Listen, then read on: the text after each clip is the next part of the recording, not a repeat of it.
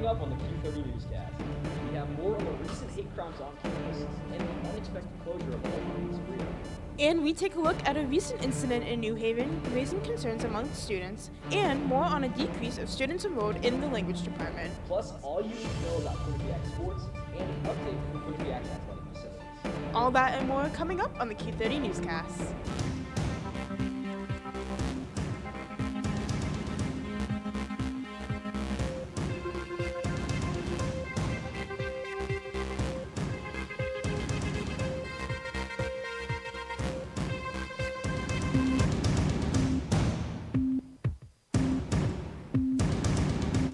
Welcome back to the Q30 Newscast for today's QBSN Takeover Show. I'm Brianna Trachtenberg. And I'm Nick Boyd. We've got another week of headlines in and around campus.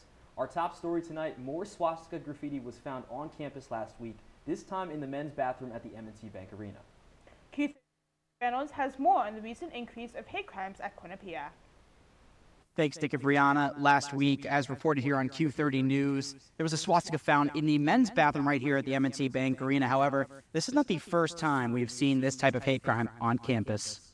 In November of 2023, a swastika was found etched into the mail lockers at the Rocky Top Student Center on the York Hill campus, and again in the same spot a few weeks later. Just last week, Quinnipiac Chief Experience Officer Tom Ellett emailed the community in conjunction with Chief of Public Safety Tony Reyes saying, quote, "Hate speech is abhorrent and can be threatening, and it violates QU's code of conduct. The university will make every effort to identify and discipline the perpetrators. Hate speech and symbols that evoke violence have no place anywhere and will be not tolerated. They aren't who we are or aspire to be," end quote. University President Judy Olian spoke to student media in February before the recent incident last Tuesday concerning the uptick in vandalism and hate speech across campus. With regard to the swastikas, how can you be so insensitive to fellow humans in terms of being harassing and undermining the humanity of, in this case, your Jewish fellow colleagues? But I ask fellow students if they have any information, help us remove that from our community. We're outside the M&T Bank Arena. I'm Andrew Reynolds, Q30 News. On Saturday, March 2nd, a sign was posted on the door of Falcon Pizza stating that the restaurant's license has been suspended. According to the sign, Falcon Pizza did not renew the business sales and unit tax permit. The pizzeria will allegedly be back in business when the permit is renewed. On February 24th, a shooting occurred at the Rumage nightclub in New Haven, injuring one person. With raising concerns about the safety of New Haven nightlife, Q30's Joe Monty shares more about the situation. An attempted carjacking and shooting took place outside of the Rumage, a popular nightclub in downtown New Haven, frequently visited by Quinnipiac students. The incident took place in the early morning of Saturday, February 24th, while many people, including students from Quinnipiac, were at the club. Every day you leave the dorm, like it's always, it's a crazy world out there, and it's like, you got to be comfortable taking that risk. Some students who like to go out on the weekend say they received a wake-up call when they learned about this incident. Now they have heightened concerns for their safety when going out in the New Haven area. So it definitely makes me a little weary about going down to New Haven now. Safety is a big thing. Sometimes it goes out the window. So this incident definitely, hits home, makes you think a little bit more about what you're doing. Public safety at Quinnipiac encourages students to be safe not only on campus, but off campus as well.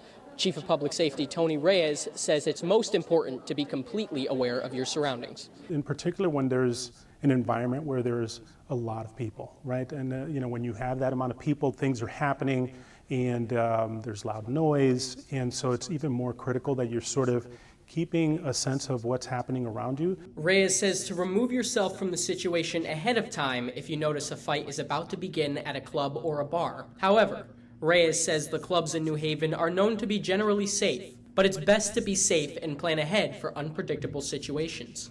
Rely on yourself as being your number one, sort of recourse in terms of your safety. Make sure you're planning, make sure you're aware of your surroundings, make sure you're taking proper action and decisive action. If you see something, say something. Situations like what happened at the Rumage do not happen often, but Reyes says there's nothing better than having a plan just to be safe. Reporting from Quinnipiac, I'm Joe Monty, Q30 News. Quinnipiac's Chief Experience Officer Tom Ellett held another Talk on the Rocks event at the Rocky Top Student Center on Monday. The event fostered conversations with faculty and staff over a complimentary dinner at the student-run On the Rocks pub. The theme of this round of talks was sustainability efforts at Quinnipiac. We decided that a singular large investment in sustainability, such as a biomass generator or something that the university can champion as being one of the first to implement, would be really beneficial for the university's image in the public, as well as our impact on sustainability as a whole.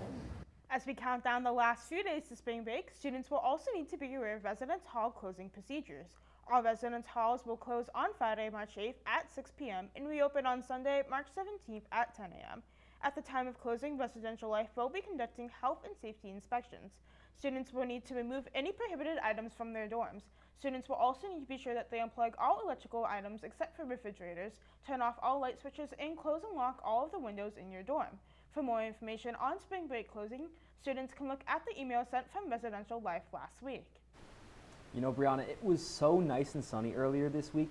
When are we going to get back to that? I miss the sun. You know, Nick, I do too, and with especially the spring break coming up, I want to know what the rest of the forecast is going to be for this week. Thank God Brittany Bonleben is here to give us a preview on the rest of the weather for this week. Thanks, Nick and Brianna. So today we have a lot of rain in the weather. I hope you guys brought your umbrellas. It's a high 55 and a low of 43. But then on Thursday, we still have this rain. I hope you guys are enjoying it because we have a high of 51 and a low of 39. But on Friday, we see the sunshine again. We have a high 55 and a low of 35 when we start leaving for break. That's all I have for our 3-day forecast. Stick with us after this commercial break.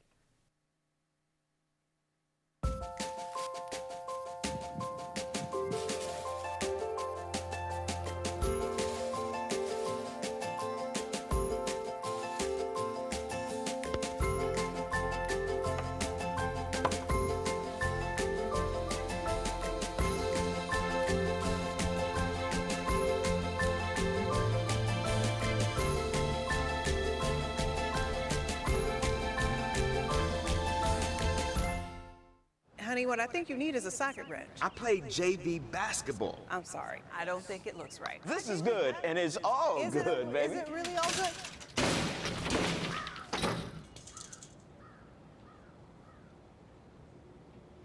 If you love me enough to routinely test your handyman skills, not to mention the strength of your marriage, then of course you'll visit nhtsa.gov/therightseat to make sure I'm in the right car seat.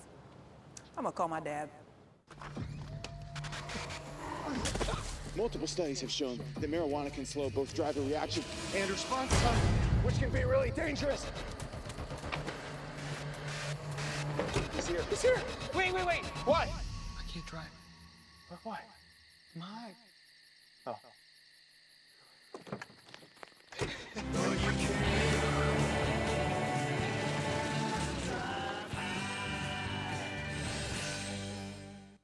Welcome back to the Q30 Newscast. Quinnipiac has seen a recent decrease in student enrollment in foreign language and culture classes. Q30's Ava Crossley has more on the story. Higher education language programs on a national scale have been seeing a large decrease in enrollment in the past 10 years. According to the Modern Language Association's 2021 Language Enrollment Census, from 2016 to 2021, four-year institutions have experienced a 14.7% drop in language enrollment. Generally speaking, a second language can never hurt in a workplace environment with other cultures. Most attribute the drop in enrollment to the introduction of AI and language translation.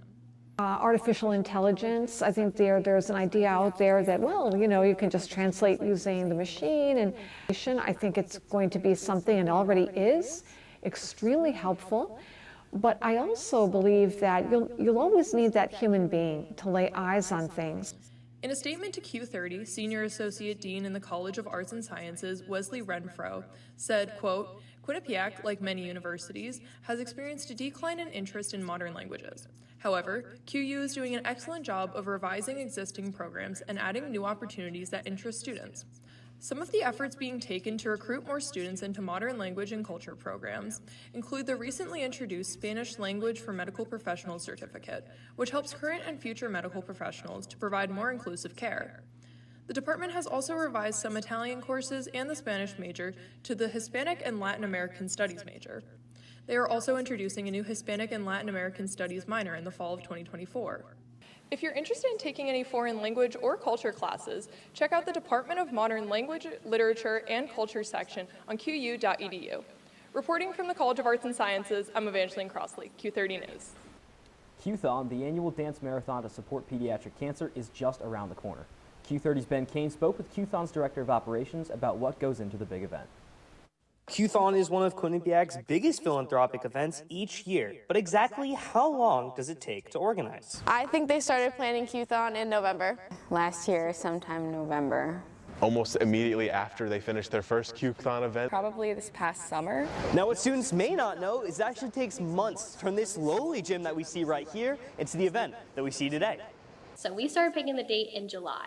That week leading up to day of is very, very heavy for Q-Thon. We are tabling every single day from 9 a.m. to 4 p.m. And then we have our night events as well during those days. So it'll be very Q-Thon focused that whole week. While the schedule building up to the event each year may stay the same, there are some differences between this year's and last.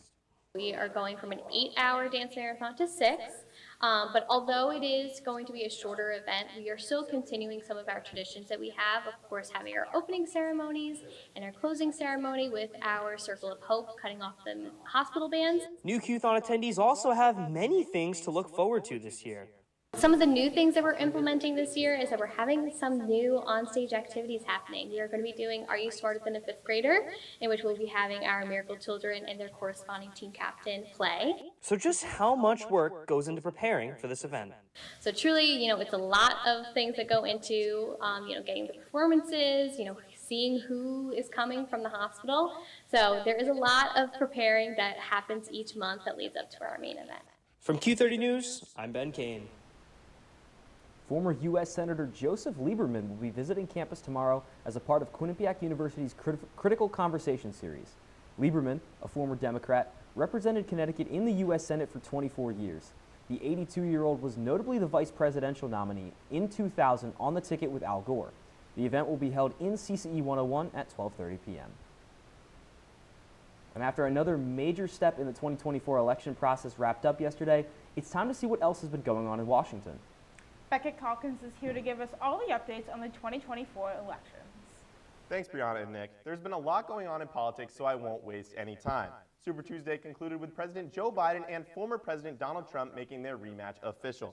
In an announcement made this morning, Nikki Haley stated she is exiting the Republican primary, leaving Trump as the GOP nominee. Trump won with 995 delegates, defeating Haley at 89. Haley won one state to Trump, Vermont. President Biden is now leading the Democratic Party with 1,497 delegates, with relatively no competition. Haley has not endorsed Trump. Instead, she called on Trump to earn the support of those who backed her. At his election night watch party, Trump said, quote, "They call it Super Tuesday for a reason. This is a big one. And they tell me, the pundits and otherwise, that there's never been one like this." Staying in the Republican Party, U.S. Supreme Court ruled unanimously on Monday that former President Donald Trump will remain on the Colorado ballot for the 2024 presidential election. The ruling comes as the Colorado Supreme Court pushed to remove Trump from the ballot for violating a provision in the 14th Amendment that prevents those who engaged in insurrection from holding office. The case focused on whether states have the power to enforce the insurrection clause rather than debating if January 6th was an insurrection. All 9 Supreme Court justices agreed that states do not have authority to disqualify federal candidates under the 14th Amendment. More in the elections, the Democratic National Committee has accused the super PAC backing Robert F. Kennedy Jr. of committing campaign finance violations on Monday. The accusations, which were brought to the Federal Election Committee, allege that American Values 2024, the super PAC supporting Kennedy, failed to disclose $10 million in loans and $9.65 million in loan repayments from leading donor and security executive Gavin DeBecker. This is not the first time the DNC has complained about Kennedy's campaign efforts. They had previously filed a complaint with the Federal Election Committee that claims illegal communication between Kennedy's campaign and American Values 2024. The complaint referenced the efforts to get Kennedy on the ballot in Kentucky and the amount of signatures needed. Now that's all I have for updates on the election. Back to you guys at the desk. Now, Nick, we've reached the halfway mark of the show. Wish we had the budget for a halftime show, Brianna, but we've got plenty more coming up right after the break. Stick around, folks. Maybe maybe you can make retirement happen. After all, you made home ownership happen. Homeschooling yourself on loans, beefing up your credit score. So I'm pre-approved. You were like, yes! Sorry. Color coding listings, ticking boxes, and flushing every toilet in a 20-mile radius. Home sweet home. You aced house hunting. Now get the tips you need to get on track at aceyourretirement.org.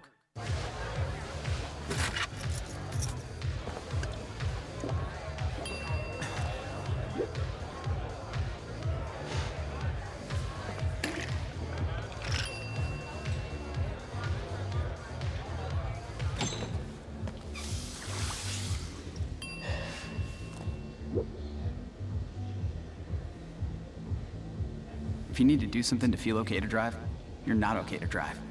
Don't drive buzzed.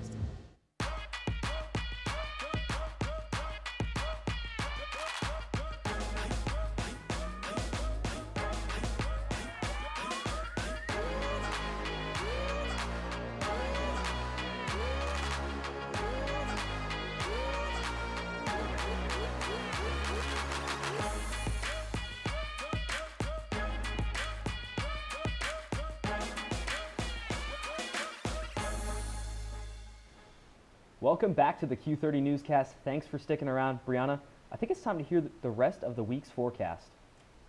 I hope that there's some good news with the rest of the forecast this week. Brittany, what do you have for us? Thanks, Nick and Brianna. So now let's look into that 7-day forecast. As I said today, a lot of shower, a lot of raining, a high 55, a low 43. But I hope you guys can stand the rain because tomorrow we have a high 51, a low 39. But then on Friday, a nice, beautiful sunny day, nice high 55, a low 35. But Saturday, we start seeing this cloudy weather, a low of 30 degrees. But then on Sunday, the rain's coming back again. We have a high of 54 and a low of 38. But then on Monday, it's a kind of a cloudy day. The sun will come out, but it'll only be a high of 45 and a low of 32. But Tuesday will be a nice sunny day with a high of 53 and a low of 34. All right, let's look at the weather across Connecticut. Let's start in Torrington all the way up in the north. We have a high of 48, low of 37, but as you can see, all across Connecticut, a lot of rain for today. Hartford, we have a high of 51 and a low of 40. Danbury, kind of similar weather, a high of 50, low of 40. Again, same similar weather in Stamford, New Haven, a high of 51, low of 40, and all the way in New London, we have a high of 51 and a low of 38. Guys, because of all the rain, I hope you guys wear your rain boots, but that's all I have for weather today. Send it back to you guys at the desk. Are you looking for opportunities abroad this summer? The Quinnipiac Endowed Polish Chair is looking for volunteers to teach English in Poland this summer through the TERIP program. The program is a 2-week camp that includes weekends and cultural activities. At the program's conclusion, volunteers will get a free 3-day tour of the country's sites. The deadline to apply is March 18th. For more information, contact Gideon Werner by email. Quinnipiac School of Law's Public Interest Law project raised more than $20,000 on Friday during a Barbie-themed auction event. The annual auction helps raise money to support grants for unpaid law student summer internships at nonprofit and government agencies across the country. These interns help people who are facing legal issues that may otherwise not have proper legal representation. Every year, the auction's funds are generously donated by students, staff, faculty, alumni, and School of Law supporters. Last year, the auction raised $17,000 to fund 6 student grants, and this year they exceeded their goal of $20,000. Lawmakers in Connecticut are proposing a bill that would allow towns to limit the sale of small bottle alcohol shooters, aka NIPS. Q30's Katie Mills has more on how Connecticut residents may be affected by this new bill. The state of Connecticut has taken yet another step in an environmental direction concerning the sales of NIPS or shooters. Last Wednesday saw a bill proposed in the State House of Connecticut that, if passed, would ban NIPS. This wouldn't be a statewide ban. The final decision would be up to the towns and counties. As of now, there is a 5% tax on each NIPS sold that goes right back into the town's municipalities. This would further the goal of cleaning up litter throughout the state. People want to reduce the amount of plastic that litters the environment. Even if it's collected, it's still essentially a litter. According to Kasowski, NIPS can't be recycled. They are made up of a different type of plastic. They are too small, and when put through the recycling machinery, could damage some of the equipment. She also believes that this ruling could be more than just an environmental ban. There are plenty of ways to think about this bill, and one way is the social aspect of the proposal. NIPS are often more convenient for younger people to start using alcohol. Now, these tiny bottles might not seem like much, but they account for a ton of sales in liquor stores like this one, especially in college towns like Hamden. Like most people come into the store to specifically buy nips, like a couple of shots to go on the way. That's the thing. Now, this bill is still only a proposal. It still has yet to be voted on, and public hearing is required to occur. But if it is passed, towns can start to ban the sale of nips as soon as the beginning of July of this year. Reporting for Q30 News, Keenan Mills. As a college student, money's always on my mind, Brianna. I wonder what the big business headlines have been this week. You know, Nick, I feel the exact same way, and Clever Sage has more on the update on what's been going on in the finance world. Thank you so much, guys. Let's jump into some financial news. There's a lot to talk about, starting out with the owner of X, Elon Musk, who just got involved in a lawsuit with several of his former executives who are suing him for $128 million for what they believe to be missing severance pay. The group of 4 executives, that includes then CEO Parag Agrawal, say that they were fired in 2022 for no reason when Musk bought X. Musk's response to the lawsuit was posted on the popular social media website, a crying, laughing emoji. Lawyers for the ex-Twitter executives say that the Musk took personal revenge and refused to honor clear contractual agreements. Each plaintiff believes there is misconduct as Musk did not make a single fact to support his decision. The lawsuit was filed in California's Northern District on Monday. Next, a multi-billion-dollar deal between 2 low-budget carrier airlines has fallen through. JetBlue has pulled out of a deal to purchase Spirit Airlines for $3.8 billion. This comes after a U.S. judge blocked the deal in January on the grounds of antitrust concerns. If the deal went through, it would have created the 5th largest carrier in the entire United States. Shares of Spirit have fallen by 15% after this announcement, but JetBlue has agreed to pay Spirit $69 million to walk away from the deal. Spirit will continue to operate as an independent airline, but trends may lead to bankruptcy soon, according to industry analysts. Inversely, JetBlue shares have raised by 10% in the last 5 days. Finally, as winter comes to a close, United Airlines is expecting its busiest spring break season ever. United Airlines is projecting a 10% increase from the last spring break in 2023, as they will be expecting to serve 21 million passengers between March 8th and April 21st. The higher demand is being caused by lower than average fares and increased seating capacity on planes. United expects the busiest travel day to be March 22nd, with 480,000 passengers expected. The company also expects an average of more than 200,000 people will fly each day on United planes. United stock is up by 7% in the last month on NASDAQ, currently listed as $44.30. That stock may be one to watch as the weather gets warmer. That's all for financial news. Let's send it back to the desk. Well, good luck to all of those spring break travelers. Now, we've still got a lot more for you. Seth Fromowitz is in the house for this week's sports report. And we have a heartwarming story full of fluff and pause. We'll be back in 90 seconds. What do you think you're doing, Kevin? Was just gonna drive home. There are several warning signs present that you shouldn't be driving. Like hearing voices? Like your text-to-emoji ratio? Oh man, the selfies. Selfie. Nailed it. We all have warning signs that let us know that we're probably not okay to drive. Mine is pretending to be your subconscious. Craig, come on man, let's put a ride home. Type 2 diabetes can have a big impact on your life, but how can it be prevented? Well, the first step is knowing if you have prediabetes, a serious medical condition that puts you at high risk for type 2 diabetes. 1 in 3 American adults has prediabetes, but more than 80% don't know they have it. The good news is, prediabetes can be reversed, and for many people, healthy changes in their daily routine can make a big difference. Take the 1-minute risk test today at doihaveprediabetes.org.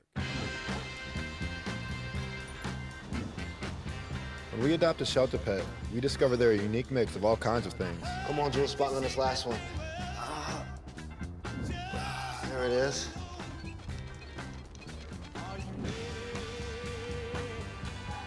Go on with it. Leo. They're a little bit of a lot of things, but they're all pure love. Now, I know we're pretty big into the sports teams around here as members of QBSN, Brianna. I know, Nick, and I've been looking forward to this segment all night long, and QBSN's very own Seth Farmworth has this week's Quinnipiac Sports Updates. Thanks, Brianna and Nick. This past Saturday, the Quinnipiac baseball team played their first home game on their new field against Merrimack. Senior Sean Swenson got the start for the Bobcats and went 2 innings of shutout ball. The game was scoreless until the top of the 7th, when second baseman Alex Haba hit a ground ball to first-year Kyle Garbowski, who can't get an accurate throw-off to senior Matt DeRosa, scoring the first run of the game. The Bobcats would take the lead in the next half inning after Swenson was hit by a pitch and then a fielder's choice. 2 runs by Merrimack in the top of the 9th would put Quinnipiac down 4-2. Junior first baseman C.J. Willis would lead the bottom half, getting plunked by a pitch, with Swenson following with a home run to left field to tie the game again. Graduate outfielder Braden Seberg would then walk, and junior third baseman Dominic Proctor would play hero as his ball falls into right field, bringing Seberg home to score as the Bobcats win 5-4. Later that day, the men's ice hockey team would close out their regular season on Senior Day against St. Lawrence. The 2024 Cleary Cup winners got the first score under 3.5 minutes into the game, with senior defender Ivari Rossinen scoring from the blue line for his 3rd goal of the year. Junior Colin Graff would then tally his first of 3 points on the night halfway through the first period, with his team leading 20th goal.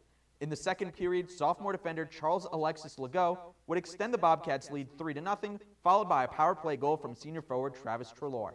St. Lawrence's Mason Waite would get the first and only goal of the game for the visitors to make it a 4-1 game by the end of the second period.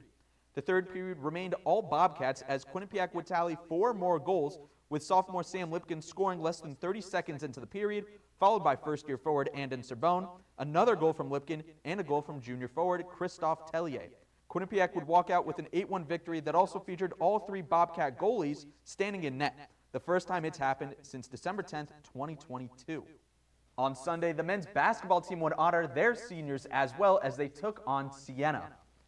After the Saints started the game with 1 free throw, the Bobcats took the lead and never looked back.